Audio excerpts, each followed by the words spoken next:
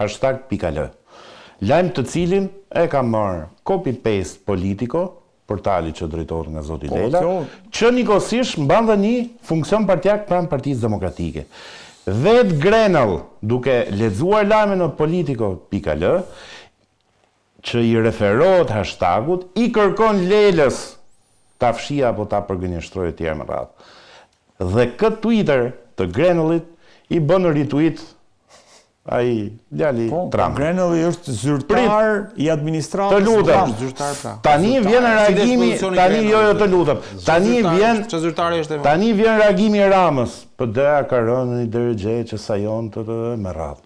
E kuptoten se ç'lidhje ka PD-ja me gjithë këtë histori? Jo, tani na japi, na e tregoi që Grenelli me Ramën. Dir Alfred Lela i referohet një zyrtar ka lidhje me PD-n aq sa ka Grenell me administratën aktuale. Ka Grenell me administratën aktuale.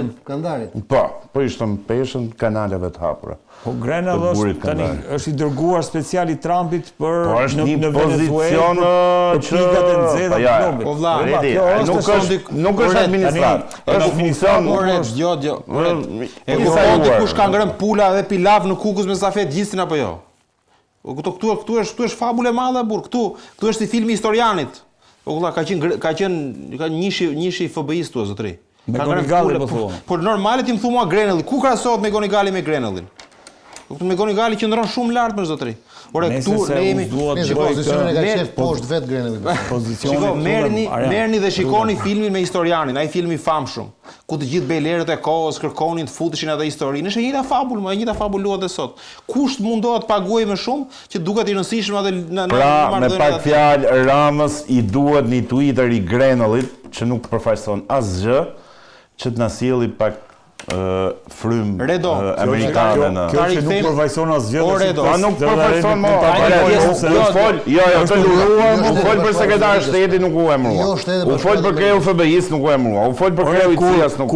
Kur bëre të Twitter për Albin Kurtin, kush ishte Grenelli më urtësh? Nuk ka pesh pra, direkt në administratë. Nga kandidatë për sekretar shteti, kandidat. Ore, s'ka pesh, po varet sa e ka peshën. Po.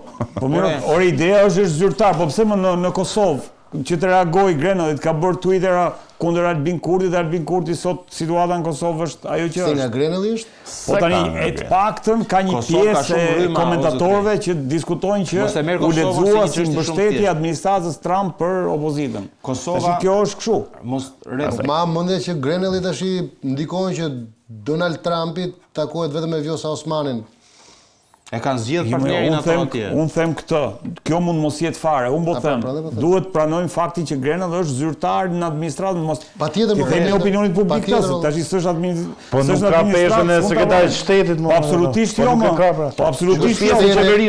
Kur është dërguar për bëhet Twitter, është i dërguar, kemi ishi dërguar për Ballkanin, Shtetet e Bashkuara të Amerikës flasin vetëm nëpërmjet shtëpisë bardh. Dakor. Elon Musk kur foli për AFD-n Gjermani, si foli?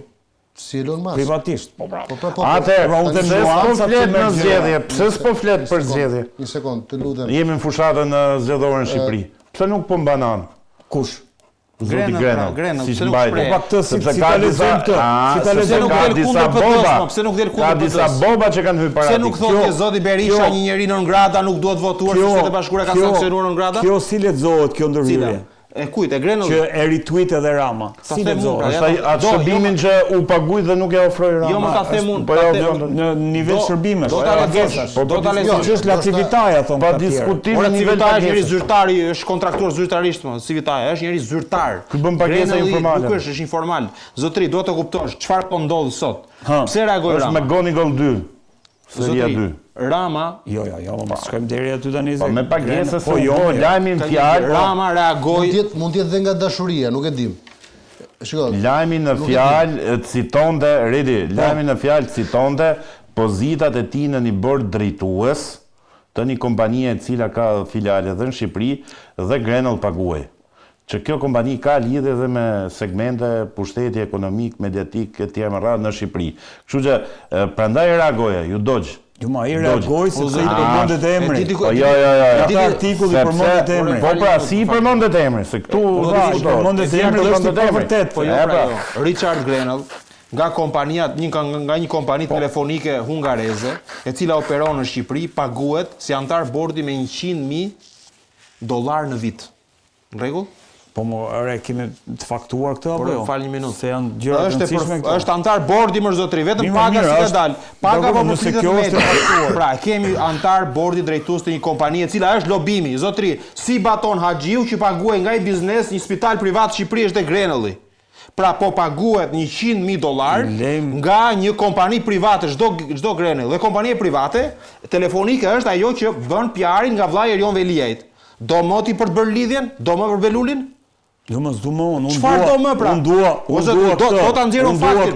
Që gjitha këto ti bëj me fakte. Me fakte pra, do ta kaloj unë tani faktin. Kështu Batoni, kështu ai pa fakte. Okej, do ta nis tani, do ta publikosh faktin. Do ta nis faktin tani. Ideja është antar bordi. Ideja është që flasim për thelbin e gjës. Thelbi i gjës është me emra. Grenell, ky pra ti e merr automatikisht reagimin e Grenellit si pro-qeverisë. Ky reagim është në shërbim të qeverisë. Është në shërbim të qeverisë. Richard, o zotri, e di çfarë po luhet pse ka Edi Rama. Balanca pra. E di pse. Po dakor. Ored, Edi Rama është i shqetësuar për një fakt. Ka një masë njerëzish në Shqipëri, socialistësh dhe njerëz pa ngjyrë gri që vetëm me një lëvizje ndryshojnë trajektoren, nuk votojnë me Ramën. Dhe Rama e di këtë gjë që sondazhe, qofse Partia Demokratike fiton pikë nëpërmjet nuancave dhe perceptiveve që kanë mbështetje amerikane, këta njerëz shkojnë te PD-ja. Rregulleti, po këtë reagon Rama ka gjë kuptoj. Unë nuk pranoj që siç nuk kanë pranuar të majtët kur kanë sulmuar Laci Vitan, nuk pranoj edhe të sulmohet ky pa fakte, këtë po them unë. Unë nuk po sulmoj, shikoj, vetëm një gjë do të them unë. Doni ideja siç nuk pranoj njërin nuk pranoj tjetrin se dua fakte. Ti je shumë korrekt. Se kush po bën lobimin e ti je shumë korrekt, Redi, vetëm një gjë. Mos harro që po flasim për Edi Ramën, i cili në 3 mandatet e shkuara. Okej, të lutem, afroje pak kamerën zotri këtu. Afroje pak kamerën. Nuk e afron dot sepse Jo, afroje. Nuk e afron dot sepse ka mundësinë, po ja çoj unë. Ja tek këtu, tek këtu Grenellin, e bëj zvalloj unë zotri. Kush është? Ma tregon mua se verifikoj unë. Jo, më ta shkoj kamerën se ju ta tregoj unë. Ky këtu është Richard Grenell, i cili është me provë, me argument, me fakt. Antar bordi zotri, lexoje zotri. E ke këtu kompaninë. Ja te ke kompaninë këtu.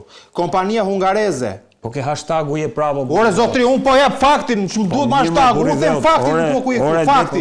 Richard Grenell paguhet indirekt nga kompania One për të lobuar, pra Edi Rama nuk ka se e blekt amerikanëve më zotri. Kompani direkte. Ore zotri, kompani lobimi, e diti që kompania One reagimin, Grenell ka reaguar në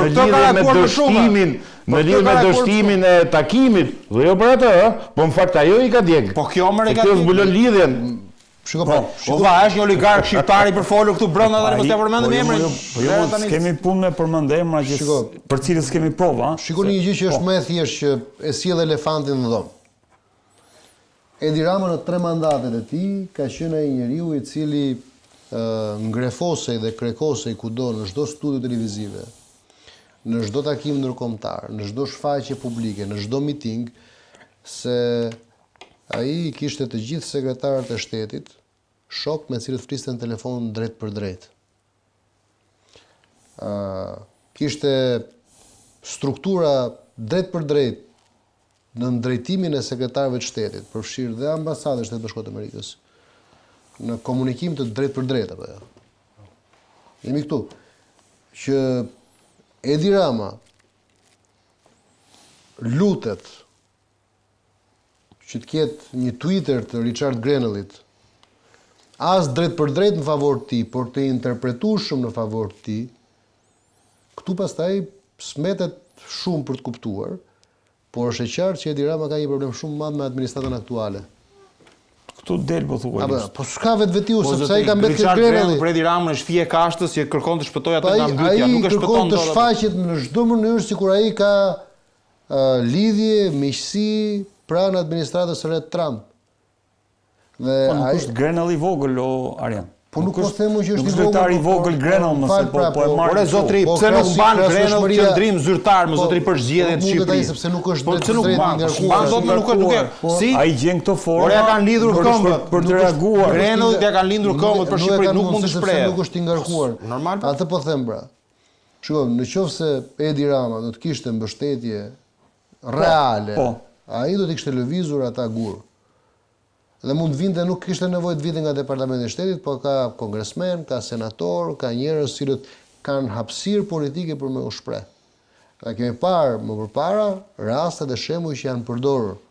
Janë përdorur kryetar kaukusi, pra grupesh miqësie në Kongres, në Senat, janë parë rreth fetare të rëndësishme. Po themi që nuk i ka këto arian, sepse ti je një backstage-in atje. Po nuk i kam, sepse shikoj, Rama mendonte që afërsia e tij dhe lidhjet e tij personale apo miqësitë e tij personale, se nuk e di sa personale janë, por me Erdoganin, me Melonin, me liderët e Izraelit, pra president, kryeministër, me Orbanin, me Viktor Orbanin apo me Viktor Orwanin, si ka, apo Orban.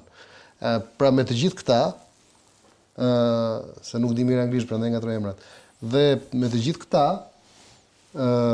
do ta ndihmonin që ai ta kishte portën e hapur në Washington. Por kjo tregon që jo, nuk është e mundur, sepse jetojmë në një epokë kur Trumpi vendos tarifat jo vetëm financiare dhe ekonomike. Tarifat janë edhe morale, edhe politike. Nuk e harron Trumpi betejën me George Sorosin dhe me njerëz të Sorosit. Po, shiko, unë nuk e di çfarë do të bëj. Jo, nuk po flas fare për këtë gjë, sepse nuk do thotë kur si ka njëri ka tjetri. Nuk po them këtë gjë. Po këtë më themi. Jo, nuk po them këtë gjë. Mos është një standard i Shtetit Bashkuar të Amerikës për sa i përket zgjedhjeve në Shqipëri. Atë do ta them kështu. Nuk e di a ke parë atë filmin e bukur me Jodie Foster, me Obortarën e Mbretit. Po. Pra të gjithë ta janë duke trokitur akoma kjo obortarët e Mbretit, domethënë ka dalë kopshtari ke dera, pastaj u ka dalë ai që lan makinat, pastaj do dalë dikush që është ke porta. Ore, kjo ndodh, ka ndodhur gjithmonë. Është rrugë gjatë, për të vajtur deri tek Mbreti është rrugë gjatë. Oborri është shumë rrugë gjatë. Sa i madh është oborri perandorisë më të madhe të botës. Kanë rrugë akoma për të bërë.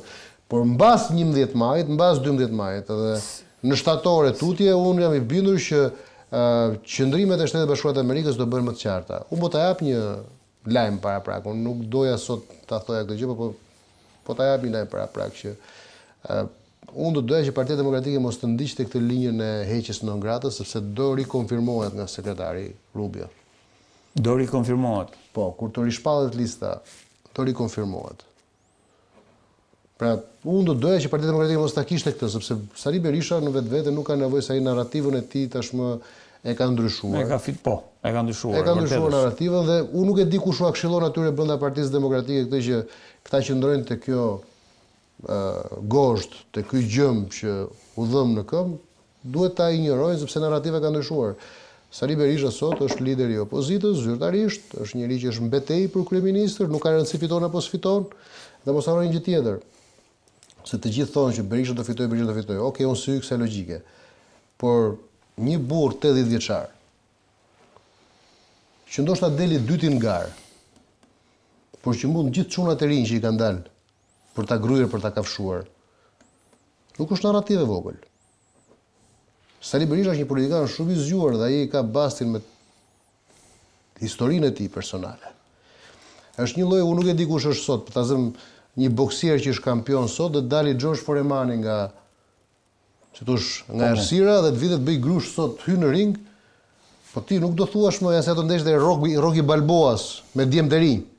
Pra nuk është rëndësishme fiton apo se fiton garë në ring. Momentin që ai qëndron gjatë në ring, kjo është fitore morale. Narrativa e Sali Berishës tashmë për mendimin tim, po ti isha unë këshilltar i tij, por ai as më ka dash kurrë, as më ka dëgjuar kurrë, kështu që s'ka problem. Po ti isha unë këshilltar i tij, unë do ta zbehja narrativën e non gratës. Po ti isha unë këshilltar i tij. Unë thoya që qëndro këtu. Tashmë ti je përballë historisë tënde personale, nuk ke lidhje fare më me historitë e non gratës. E ndryshove më zotëri narrativën tënde. Po. E ndryshove narrativën tënde. Dhe po mund çunat e rinj, shiko, atë po e kafshojnë të paktën 7-8 parti të reja.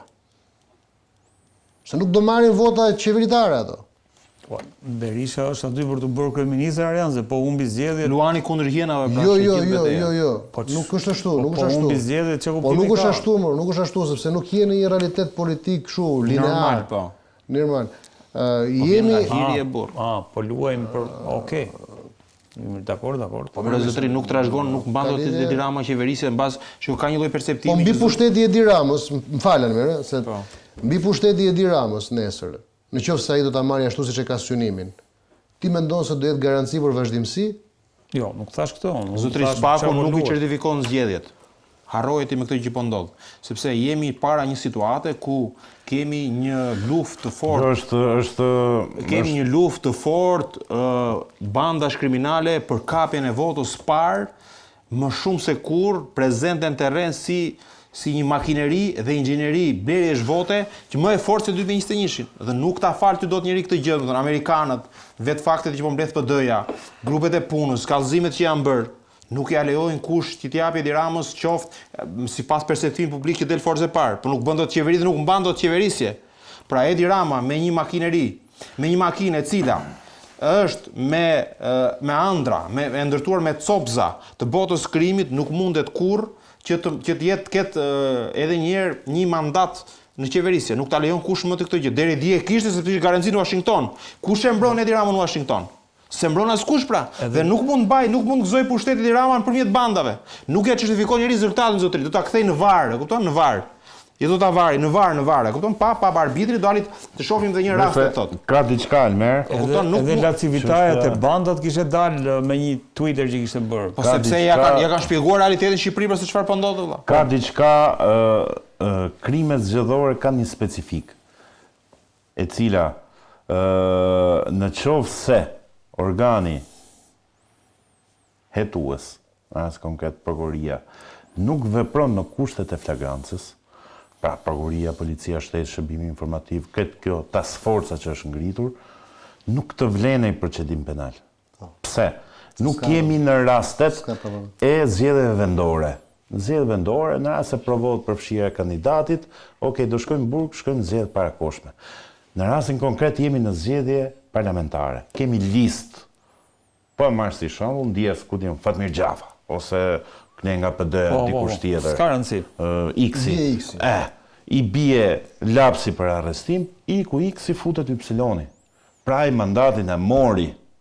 Le të arrestohet gjysma Partisë Socialiste. Po këtë debat ka me Mundësisht të Partia Socialiste e kanë dekorat, qoftë ke rënë burg për partinë është dekorat në gjoksin e tyre. Pra nuk ka vlerë nëse kushtet ka sfidën e jetës dhe mu më bën habi, nuk ka regjistruar procedime penale, pretendon që ka regjistruar për periudhën janar deri nga shkurti mars, pa nis fushata zgjedhore, se ktheu bëri kthim përgjigje, por në dijenin time nga ana Partisë Demokratike është ngritur një task force për krimet zgjedhore në Partinë Demokratike, janë hartuar dhe adresuar me 10 kallëzime penale prej ankimeve që referohen, shqetësimeve që referohen nga qytetarë të Republikës Shqipërisë, administrat, njerëz, biznese, që janë në ndrysninë e këtij pushteti për të marrë pjesë në mitingjet, në takimet elektorale, të votuar Partinë Socialiste, shfrytëzimi i kapaciteteve, burimeve njerëzore, financiare, infrastrukturore. Pra, SPAK për mua ka sfidën e jetës. A ka hyrë për të certifiku, për të dhënë një certifikat pastërtie Edi Ramës në këto zgjedhje, apo ka hyrë për t'i shpallë pavlefshme, por si mund t'i shpallë pavlefshme? Nëse është kjo e dyta, do i duan kushtet e flagrancës. Nuk kemi arrestime, nuk kemi flit ka dalë lajm zbarkon SPAK-un në Elbasan. Kuptoj tani, gjysma e Elbasanit dinë që për një kandidate është një band pas saj. Redo, një përgjim ambiental, kaq. Një kërkesë gjykata ta miraton, vërmë përgjim ambiental 2 ditë, 24 orë, s'është në fushata burr. Do bie herë telefoni me i ban. Iku marroj. Shiko ç'a ndodh. Për 24 orë ka. Unë mendoj që ky është një parashikim ogurzi që arrit lexoj unë, që do të bëj për zgjedhjet. Me ato çka po na vin neve nga të dhënat nga terreni, ku lufta e bandave në qarqet e Elbasan, Durrës dhe Shkodër është më e fortë se kur për të nxjerrë vota, për prodhuar vota për kandidatet e Ramës. Dhe nëse këto fakte do mirë administrohen nga Partia Demokratike, unë mendoj që Edi Ramon e pret fati i Fatosnanos në 14 shtator, nuk do di nga do tiki, sepse do ket revolt të qytetarëve para kryeministrisë, jo protestë. Do t'i pranoj PD zgjedhjet, po s'do t'i pranoj pra, do ketë revolt për zotëri, do iki, do largohet si Fatosnano në 14 shtator nga tunelet e kryeministrisë, nuk dihet ku do shkoj. Për mua vetëm shpresë është referenca e krimeve zgjedhore në administratën Trump, besoj deri nga shtatori do kemi edhe i përfaqësi diplomatike në Shqipëri, nuk do të certifikoj, le të themi politikisht, do futet në një konflikt me ambasadën amerikane. Do ketë reagime të partive të spektrit opozitar. Edi Rama nuk ka shans drysni. Një korrigjim për Almeri, nuk do jetë spaku ai që do rrëzoj Edi Rama. Do jetë Partia Demokratike, o me vot tani, ose nëse tenton sërish Edi Rama me mekanizma të tjetërsimit, të vullnetit dhe votës së qytetarëve, atëherë po do jenë mekanizma politik, por që do të vonojnë, kam përshtypjen brenda vjeshtës. Jo do jetë një verë e nxehtë dhe jo e qetë. Mos harro këtë gjë, verë e nxehtë dhe jo e qetë. Në qoftë se thash argumentohen dhe faktet dhe provat që ne po i mësojmë nga terreni, dokumentohen qartë, nuk ka qetësi në Shqipëri.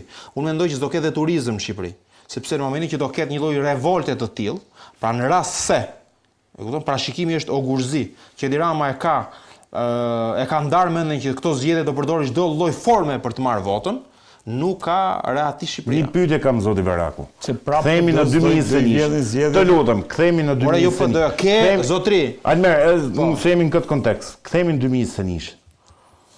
U masakruan zgjedhjet.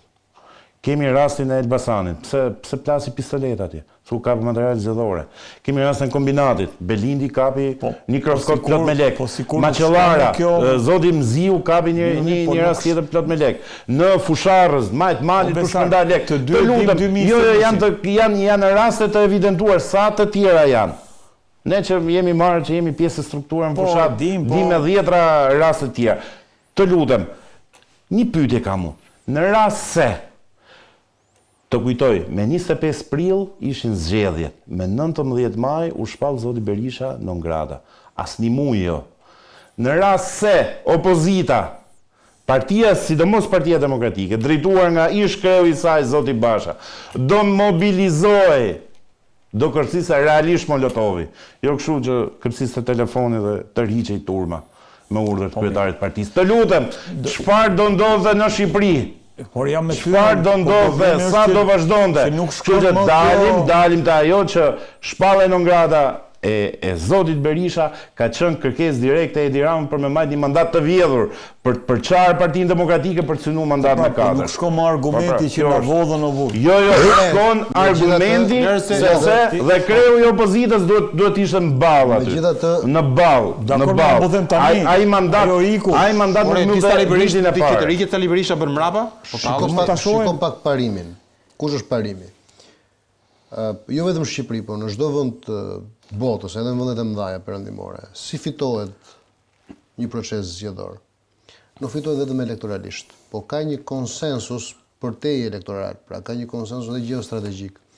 Madje edhe në Shtetet Bashkuara të Amerikës, ju keni parë kryeministra nga Bashkimi Evropian, të cilët mbështesin kandidat të caktuar apo jo. Po. Pra kërkohet një konsensus. Cili është fati i keq i Edi Ramës në këto zgjedhje? Që ai por vjet ta fshej shumë mirë me PR-in e tij. Por fati i keq i Ramës është që ti nuk ke më një konsensus SBA, Britania e Madhe, Bashkimi Evropian. Nuk ka më konsensus për Shqipërinë. Për Shqipërinë. Nuk ka, sepse nëse deri dje konsensusi ishte i qartë që Rama është e keqja më e vogël, mjafton mos kthehet Berisha me Metën, sot nuk ekziston më ky konsensus. Fare. Pra për Edi Ramën sot neve kemi një bazë që ai duhet ta mbajë mbi shpatullat e veta. Prandaj unë rikthej prap debatin dhe diskutimin tek një gjë. Nuk ka shpatulla për me mbajt as fitoren e katërt, as mbi pushtetin, nëse ai do të pushteti të ekspozon dhe nuk ka këll që ta mbaj pa marrëveshje ndërkombëtare. E gjitha kjo do i bjerë mbi shpinë Dhe e gjitha kjo do ta kthej atë në kurbanin e madh, sepse edhe ai vetë ka thënë që është kurbani, edhe kurbani i shembullzimit të një lideri që arrestohet në detyrë. Besart, me i koment fundit që... Komenti fundit është, jam pak shumë në të njëjtën linjë me zotin Galdini, në thelb pushteti të ekspozon, vetë Rama me gjithë këto zullume që ka bërë, nuk është se do më pushtet. Rama, sot për sot, po se jemi në kontekst tjetër, zoti Baraku, jemi në kontekst tjetër, të gjithë bashkëpunëtorët po shkojnë drejt qelisë. Ka çështje të hapura në Shtetet Bashkuara të Amerikës. Është i përfshirë në ngjarje të caktuara. Kështu që Rama sot negocion vetëm pozitat penale të tij, jo politike. As ato më. Almer e fundit që ta mbyllim. Negocion, maksimumin negocion pozitat penale. Shiko, unë di të them vetëm një gjë. Fakti që është pezulluar projekti i Sazanit që do administrohej nga dhëndi Donald Trump për një kohë pa afat, tregon, është pezulluar, të ta konfirmoj unë, është pezulluar, tregon pa afat, është pezulluar pa afat, tregon kush? Tregon kompania që do bënte investimin, interesi për këtë projekt ka rënë, nuk është më në fokus, nuk ke parti më në media që të flitet ky projekt, se do të shikoj aty kamerat e televizionit Ramës. Ato ishin fonde që vinin nga e mesme, Pra, po flasim për një projekt të involvuar fort që tashmë është në hije. I është kërkuar djalit Trump të rhiqur nga ky projekt. Mos na bëj pisë të ky projekt. Është dhëndri. Dhëndri ndjes. Dhëndri. I është kërkuar mos na bëj pisë. Po, tregon qartë që pozitat e Edi Ramës me negociator jashtë oborrit të Trump nuk po e shpihen atë as në kangjllat e Shtëpisë Bardhë, as në hyrje të Washingtonit. Pra, e kemi njëri larg çdo realiteti të ri me administratën Trump. Pra, këtë lexoj. Almer, të falenderoj. Faleminderit. Arjan, kënaqësi që pata. Do të them edhe një batutë, domethënë. Shiko kush është ndryshimi i kësaj radhe. Nëse Partia Demokratike ka ambasador në Shtetet Bashkuara të Amerikës Fatmir Mediun,